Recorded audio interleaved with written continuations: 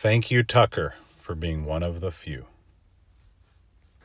In the 3 months since Charlie Kirk was murdered, I've really tried not to comment on the murder investigation in public. And it's not because I don't care, of course. I love Charlie and knew him well since he was a teenager.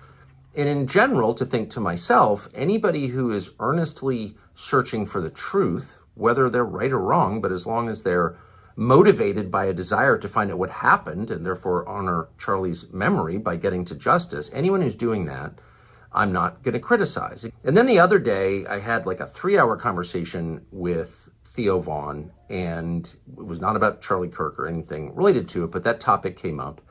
And I said, in effect, I don't trust the FBI. And that gave some people the impression that I was, accusing them of being involved in Charlie's assassination. And of course, I wasn't. And I certainly didn't mean to.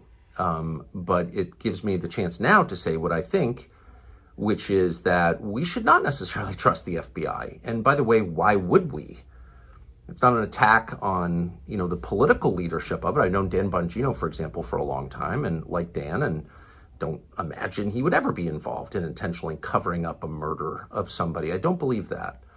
But Dan Bongino and Kash Patel, for that matter, are at the top of the org chart, but this is a huge organization and parts of it act independently from leadership. That's the nature of bureaucracy. If there's one lesson of the last election, the 2024 election, it's that a lot of our biggest systems, our biggest institutions have rot in them, and that needs to be reformed. As if we needed more proof of it, we'd learned what a lot of us suspected for years, that January 6th was in effect a setup, and the FBI was key to that setup.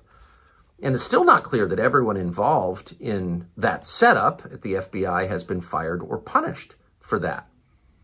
So no person, no American is under some moral obligation to believe everything the government tells you, particularly institutions or agencies that have a long documented, factually documented track record of committing crimes, manufacturing crimes, setting people up, distorting justice. That's the opposite of their job. We have a right, probably an obligation to say, well, can you prove it?